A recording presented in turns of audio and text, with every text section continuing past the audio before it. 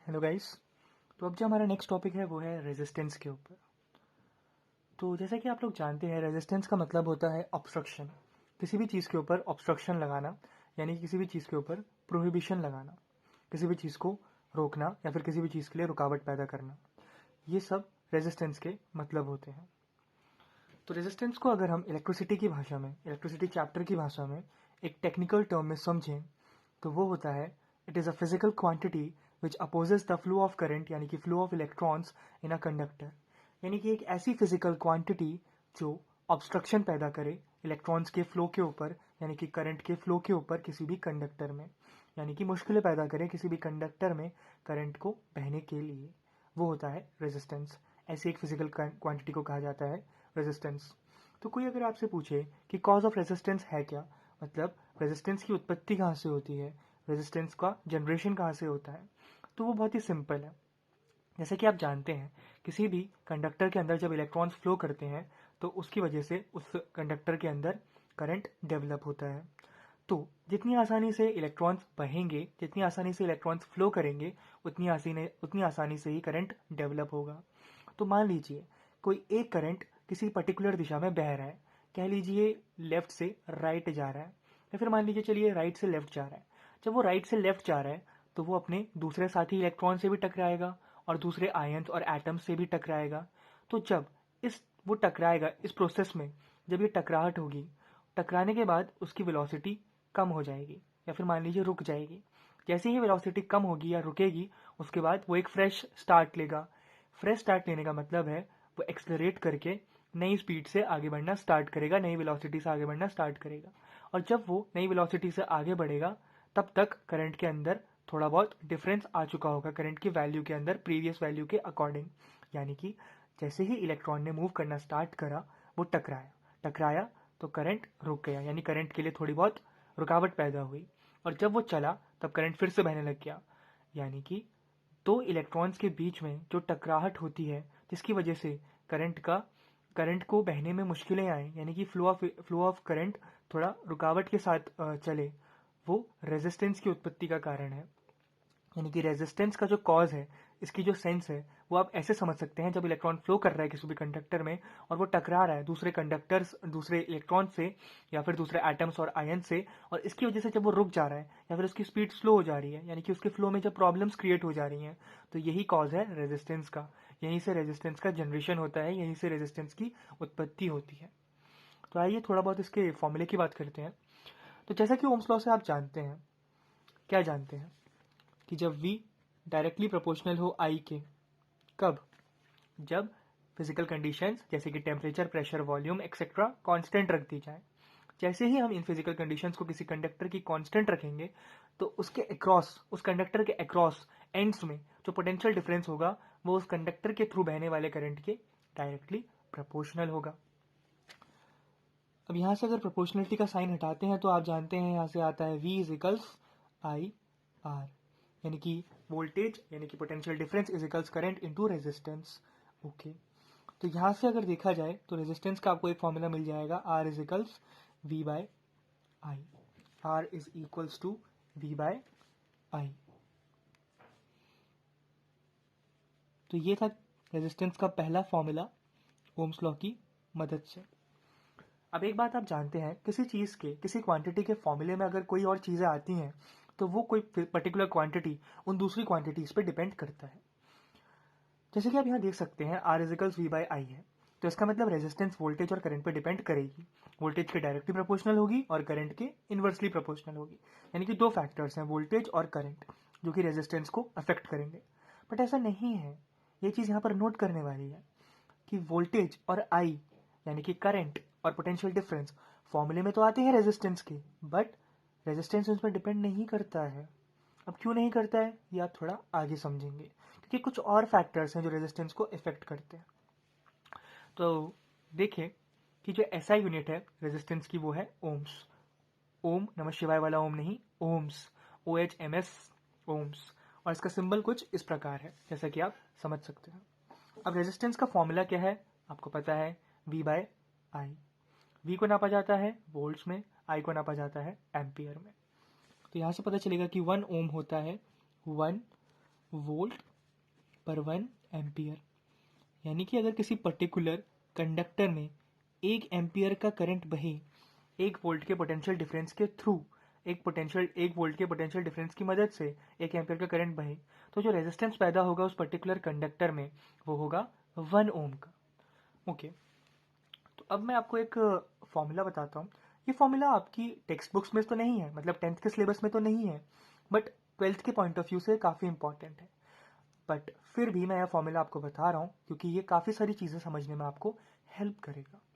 तो वो फॉर्मूला कुछ इस प्रकार है, R यानी कि resistance is equals to M into L upon N into E square into tau into A.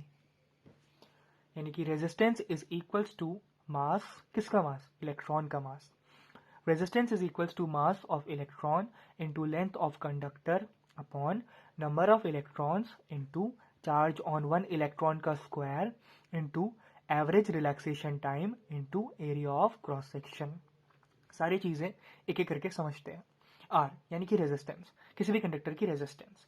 Resistance आप जानते ही हैं, ऐसी कोई फिजिकल क्वांटिटी जो इलेक्ट्रॉन्स के फ्लो को यानी करंट के फ्लो को अपोज करे किसी भी कंडक्टर में, तो ये हो गई रेजिस्टेंस। मास ऑफ इलेक्ट्रॉन आप जानते ही हैं, 9.1 into 10⁻³ kgs। Length of conductor ये भी आप जानते हैं, कितना लंबा कोई कंडक्टर कितना लंबा है, ये चीज़ भी आप समझ गए। एन यानी कि नंबर ऑफ इलेक्ट्रॉन्स, यानी कि एक पर्टिकुलर कंडक्टर में कितने नंबर ऑफ इलेक्ट्रॉन्स हैं, बेसिकली कितने नंबर ऑफ फ्री इलेक्ट्रॉन्स हैं जो कि इलेक्ट्रिसिटी कंडक्ट करवा सकते हैं। ओके, ई आप जानते हैं, charge on 1 electron 1.6 into 10⁻⁻19 Coulomb's, उसका स्क्वायर लेना है, यानी ई स्क्वायर यानी कि 1.6 इंटू 10⁻⁻19 कूलम्ब्स का स्क्वायर कर देना है। अब जो नया टर्म है यहाँ पे वो है टाउ। टाउ नहीं, टाउ। टाउ एक ग्रीक सिंबल है और ये रिप्रेजेंट करता है फिजिक्स में एवरेज रिलैक्सेशन टाइम को। आइए समझते हैं। एवरेज मतलब किसी भी चीज का मीन, रिलैक्सेशन मतलब रिलैक्स करना, टाइम मतलब समय, यानी कि किसी भी इलेक्ट्रॉन को कितना समय लगता है एवरेज बेसिस पर रिलैक्स करने के लिए। अब भाई इलेक्ट्रॉन रिलैक्स क्यों करेगा, इस चीज को समझिए। जब इलेक्ट्रॉन मूव कर रहा है किसी सर्किट में, तो मैंने बताया वो दूसरे इलेक्ट्रॉन से टकराएगा, टकराने के बाद वो फिर से स्टार्ट करेगा, फिर से स्टार्ट करेगा तो वो फिर से टकराएगा दूसरे इलेक्ट्रॉन से।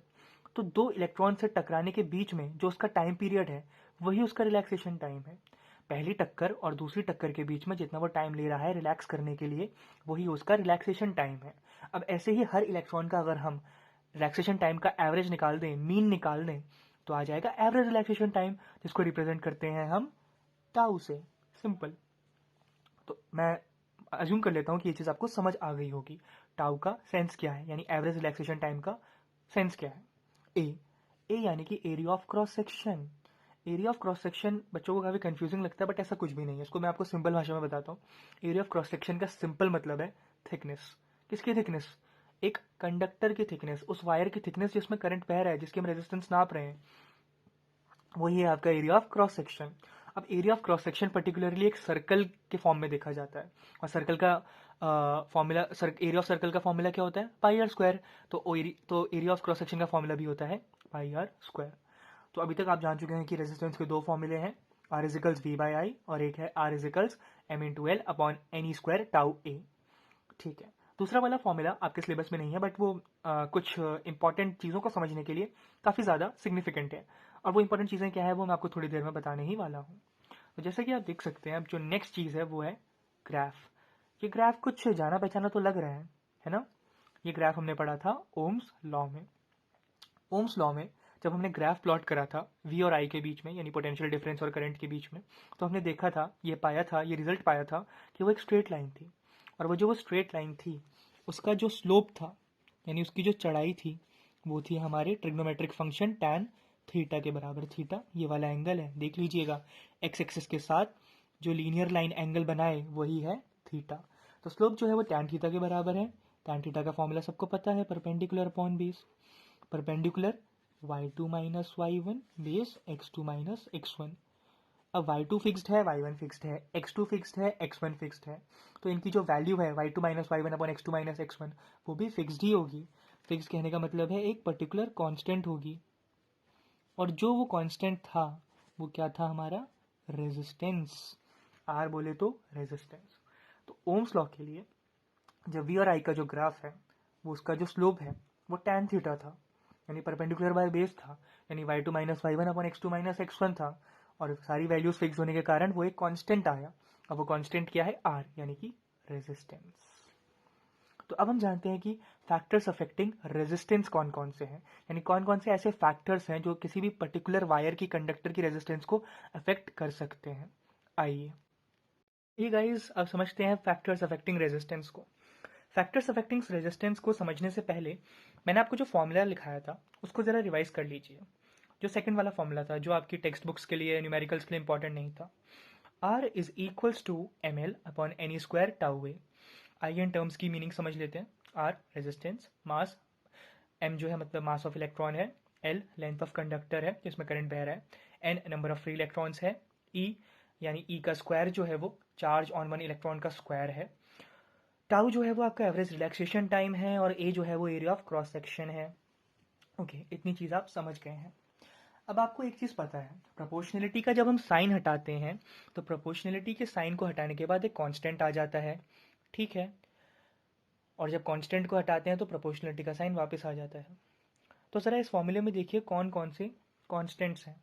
ओके, तो इस फॉर्मूले में जो कांस्टेंट्स हैं वो है m यानी कि मास ऑफ इलेक्ट्रॉन, n यानी कि नंबर ऑफ फ्री इलेक्ट्रॉन्स, और जो charge on one electron E है वो भी फिक्स्ड है, और A यानी कि एरिया ऑफ क्रॉस सेक्शन, और L भी फिक्स्ड है। बट फिर भी अगर जनरली देखा जाए जनरल टर्म्स में, तो किसी भी पर्टिकुलर कंडक्ट के लिए यहाँ पे तीन चीज़ें सेम हैं, m, n और E, यानी मास of electron, number of electrons, और E यानी कि चार्ज ऑन वन इलेक्ट्रॉन। ये तीनों चीज़ें फिक्स्ड हैं। अगर ये तीनों चीज़ें फिक्स्ड हैं तो ये कांस्टेंट्स हैं और इनको हटा सकते हैं फॉर्मूले से। इनको जब हटाएंगे तो सिर्फ तीन चीज़ें बच रही हैं, L, टाउ और A, यानी कि length of conductor, average relaxation time और A। तो सिंपल दो चीज़ें तो हमें यहाँ से मिल गई। जो रेजिस्टेंस है R, पहली बात तो वो लेंथ ऑफ कंडक्टर के डायरेक्टली प्रोपोर्शनल है, यानी लेंथ को बढ़ाएंगे तो रेजिस्टेंस बढ़ेगी, लेंथ को घटाएंगे तो रेजिस्टेंस घटेगी। दूसरी चीज़, R area of cross section के इन्वर्सली प्रोपोर्शनल है, एरिया ऑफ क्रॉस सेक्शन बढ़ाएंगे तो रेजिस्टेंस घट जाएगी, एरिया ऑफ क्रॉस सेक्शन घटाएंगे तो रेजिस्टेंस बढ़ जाएगी, यानी इन्वर्स रिलेशन है इनके बीच। ओके, यहाँ से आप एक और चीज़ समझ सकते हैं, जैसे कि मैंने आपको बताया ए क्या है, पाई आर स्क्वायर, पाई क्या है, कांस्टेंट, तो आर क्या हुआ, inversely proportional to R square. Okay, अब इसके बाद आप एक और चीज़ दे सकते हैं, टाउ, एवरेज रिलैक्सेशन टाइम। वैसे तो यहाँ पे R is inversely proportional to हम टाउ भी लिख सकते हैं, बट बहुत सारी किताबें ऐसा लिखती नहीं हैं, तो मैं भी यहाँ पे नहीं लिख रहा हूँ। उसके बजाय मैं थर्ड पॉइंट, दूसरा पॉइंट लिख दे रहा हूँ, वो है R is directly proportional to temperature. ठीक है, यानी टेम्परेचर बढ़ाने और घटाने से रेजिस्टेंस भी बढ़ती और घटती है, सेम रिलेशन फॉलो करेगी जैसा वो लेंथ के साथ कर रही है। अब इसका मैं आपको फील दे देता हूँ। इसका फील ये है, इसकी सेंस ये है, टेम्परेचर बढ़ाएंगे तो काइनेटिक एनर्जी बढ़ेगी इलेक्ट्रॉन्स की, काइनेटिक एनर्जी बढ़ी तो उनकी वेलोसिटी बढ़ेगी, वेलोसिटी बढ़ी यानी बहुत तेज़ भागेंगे, बहुत तेज़ भागेंगे तो उतनी ही तेज़ी से टकराएंगे भी, टकराएंगे तो रुकावट पैदा होगी, रुकावट पैदा हो रही है, इसका मतलब क्या है, रेजिस्टेंस बढ़ रही है। तो टेम्परेचर बढ़ाने से रेजिस्टेंस गड़ी, मतलब बढ़ी, तो इसका मतलब रेजिस्टेंस, टेम्परेचर घटाने से रेजिस्टेंस भी घट जाएगी। तो सिंपल, इसमें क्या प्रॉब्लम है, यानी डायरेक्ट रिलेशन है टेम्परेचर के साथ। और जो चौथा फैक्टर है, जो काफ़ी इंपॉर्टेंट फैक्टर है, वो ये है, नेचर ऑफ मटेरियल, यानी जो अभी आपने मटेरियल यूज़ किया है कंडक्टर का, उसका नेचर क्या है, यानी हर मटेरियल के लिए अलग अलग रेजिस्टेंस होगी, ये कहने का मतलब है। तो चार फैक्टर्स जैसे कि आपने पढ़ लिए, एक तो लेंथ, लेंथ के डायरेक्टली प्रोपोर्शनल है रेजिस्टेंस, एक तो एरिया ऑफ क्रॉस सेक्शन, उसके डायरेक्टली उसके इन्वर्सली प्रोपोर्शनल है रेजिस्टेंस, टेम्परेचर उसके डायरेक्टली प्रोपोर्शनल है रेजिस्टेंस, और nature of material. Nature of material में एक चीज़ नोट करने वाली है, यहाँ से आपको फील मिलेगी रेजिस्टिविटी की, नोट करिएगा इस चीज़ को, रेजिस्टिविटी की, ठीक है, रेजिस्टिविटी की।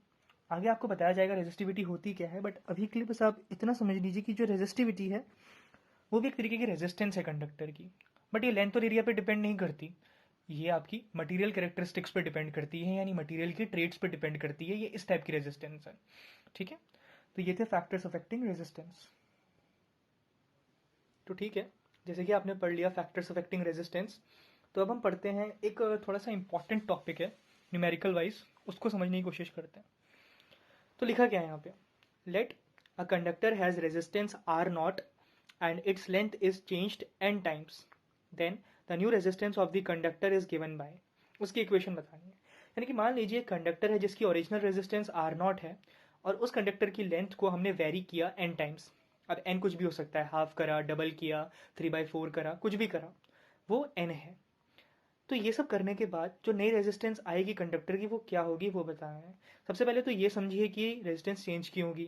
वो चेंज इसीलिए होगी क्योंकि लेंथ भी तो एक फैक्टर होता है रेजिस्टेंस को चेंज करने का, जैसे कि area of cross section, average relaxation time, temperature, nature, ये सब अलग अलग फैक्टर्स होते हैं रेजिस्टेंस को चेंज करने के। उसी तरीके से लेंथ भी तो एक फैक्टर होता है, और लेंथ एक फैक्टर होने के कारण लेंथ में जो हम चेंजमेंट लाएंगे वही सेम चेंजमेंट रेजिस्टेंस में भी आएगा।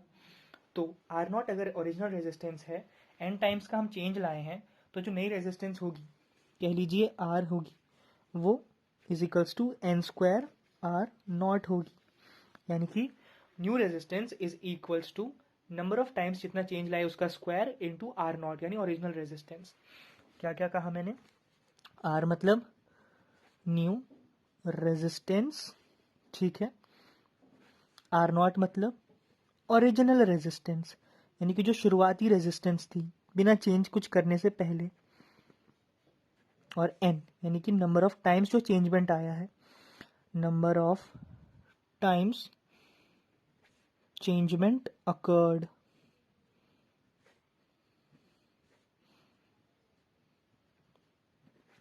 जैसे कि मान लीजिए कोई कंडक्टर है जिसकी रेजिस्टेंस आर थी, उसके अंदर हम चेंजमेंट लाए, उसकी लेंथ के अंदर हम चेंजमेंट लाए 2 टाइम्स का, यानी कि हमने डबल कर दी उसकी लेंथ को। तो फॉर्मूला क्या आएगा, आर इज इक्वल्स 2 का स्क्वायर इंटू आर, मतलब आर डैश इज इक्वल्स 2 का स्क्वायर इंटू आर, यानी कि न्यू रेजिस्टेंस हो जाएगी 4 टाइम्स पुरानी रेजिस्टेंस के। ओके, समझ आया आपको, ठीक है। तो आइए एक और इम्पॉर्टेंट फॉर्मूला है रेजिस्टेंस के ऊपर, ज़रा उसको समझने की कोशिश करते हैं। फ्रॉम फैक्टर्स अफेक्टिंग रेजिस्टेंस, यानी अभी जो हमने टॉपिक पढ़ा फैक्टर्स अफेक्टिंग रेजिस्टेंस, उसमें से हमें ये पता चला, क्या पता चला, दो चीज़ें पता चली। R is directly proportional to L होता है और R is inversely proportional to A होता है, यानी रेजिस्टेंस लेंथ के डायरेक्टली प्रोपोर्शनल है और एरिया के इनवर्सली प्रोपोर्शनल है। पहले वाले को इक्वेशन 1 मान लीजिए, दूसरे वाले को इक्वेशन 2 मान लीजिए। तो फ्रॉम इक्वेशन नंबर 1 एंड 2, यानी इन दोनों इक्वेशंस को जब हम कंपेयर करेंगे, इन दोनों इक्वेशंस को जब हम इक्वेट करेंगे, तो उससे हमें एक चीज़ पता चल रही है कि R is directly proportional to L upon A, ठीक है। यानी रेजिस्टेंस लेंथ के डायरेक्टली प्रोपोर्शनल है और एरिया के इनवर्सली प्रोपोर्शनल, तो जो लेंथ और एरिया का रेशियो है रेजिस्टेंस उसके डायरेक्टली प्रोपोर्शनल आ जाएगी, यानी R is directly proportional to L upon A. अब आपको पता है, जैसे कि बहुत बार आपको समझा चुके हैं, कि प्रोपोर्शनलिटी का साइन जैसे ही हटेगा तो कांस्टेंट आ जाएगा, तो आर हो जाएगा के एल अपॉन ए, कह लीजिए के यहाँ पे कांस्टेंट है। तो एक्सपेरिमेंट्स के थ्रू एक चीज़ पता लगाई गई, वो चीज़ ये थी कि जो यहाँ पर के आया है, के जो कांस्टेंट है, वो एक्चुअली में रो है, RHO, रो है। और रो क्या है, रो है आपका रेजिस्टिविटी, जैसा कि आपको पहले बताया जा चुका है, यानी कि ऐसी रेजिस्टेंस किसी भी कंडक्टर की जो लेंथ और एरिया पे डिपेंड ना करे, उन पे डिपेंड करने के बजाय ये मटेरियल कैरेक्टरिस्टिक्स पे डिपेंड करे, वो है रेजिस्टिविटी। तो यानी कि इस इक्वेशन में R इज इक्वल्स टू के एल अपॉन ए में एक्सपेरिमेंट्स के थ्रू ये देखा गया, जो K है, जो हमारा कांस्टेंट K है, वो एक्चुअल में रेजिस्टिविटी है किसी भी कंडक्टर की जिसके लिए हम रेजिस्टेंस निकाल रहे हैं। तो K की जगह रो रख दीजिए, तो आ जाएगा R is equals to rho L upon A. Resistance का एक नया फॉर्मूला मिल गया, R is equals to rho L upon A. Okay, अब एक चीज़ ध्यान दीजिएगा, वो चीज़ ये है कि ये रो है, P नहीं। दिखने में ये P जैसा लग रहा है, बट एक्चुअल में इसको रो पढ़ते हैं, RHO, रो। ओके, रेजिस्टिविटी के बारे में भी हम आगे पढ़ेंगे, बट अभी के लिए इतना ही काफ़ी है। रेजिस्टेंस के तीनों फॉर्मूले याद रखिएगा, V/I, ML upon N E square tau A, और तीसरा फॉर्मूला रो L/A। ये फॉर्मूलेज याद रखिएगा। दूसरा वाला जो आपका ये फॉर्मूला था ml/n² टाउ ए वाला, वो इतना इंपॉर्टेंट नहीं है, बिल्कुल भी इंपॉर्टेंट नहीं है न्यूमेरिकल वाइज, बट चीज़ों को समझने के लिए बहुत ज़्यादा इंपॉर्टेंट है, तो उसे भी ध्यान में रखिएगा। बाकी जो आपका पहला फॉर्मूला है R=V/I, वो आता तो है फॉर्मूले के तौर पे कंसीडर तो किया जाता है, बट रेजिस्टेंस जो है वो वोल्टेज और आई पे डिपेंड नहीं करती है, बल्कि वो डिपेंड किस पे करती है, लेंथ पे, एरिया पे, टेम्परेचर पे और नेचर ऑफ मटेरियल पे। और ये फॉर्मूला तो आपको बता ही चुके हैं हम, रेजिस्टिविटी के टर्म्स में रेजिस्टेंस का जो फॉर्मूला है। और रेजिस्टेंस आप समझ ही चुके हैं, रेजिस्टेंस है क्या एक्चुअल में। रेजिस्टेंस क्या है? ऑब्स्ट्रक्शन है फ्लो ऑफ इलेक्ट्रॉन्स के लिए, यानी फ्लो ऑफ करंट के लिए रुकावट है। और उसका कॉज भी समझ चुके हैं, कॉलिजन ऑफ इलेक्ट्रॉन्स है उसका कॉज, ऐसा यूनिट आप जान चुके हैं उसकी ओम्स। तो इतनी चीज़ें याद रखिएगा रेजिस्टेंस के लिए, काफ़ी है क्लास 10th के लिए। नेक्स्ट वीडियो में मिलेंगे, कंडक्टेंस के बारे में समझाएंगे आपको, रेजिस्टिविटी के बारे में समझाएंगे और कंडक्टिविटी के बारे में समझाएंगे। तो अभी के लिए इतना ही, थैंक यू। कुछ भी डाउट्स हो तो कमेंट सेक्शन में बता दीजिएगा, उसको सॉल्व कर दिया जाएगा तुरंत। Thank you.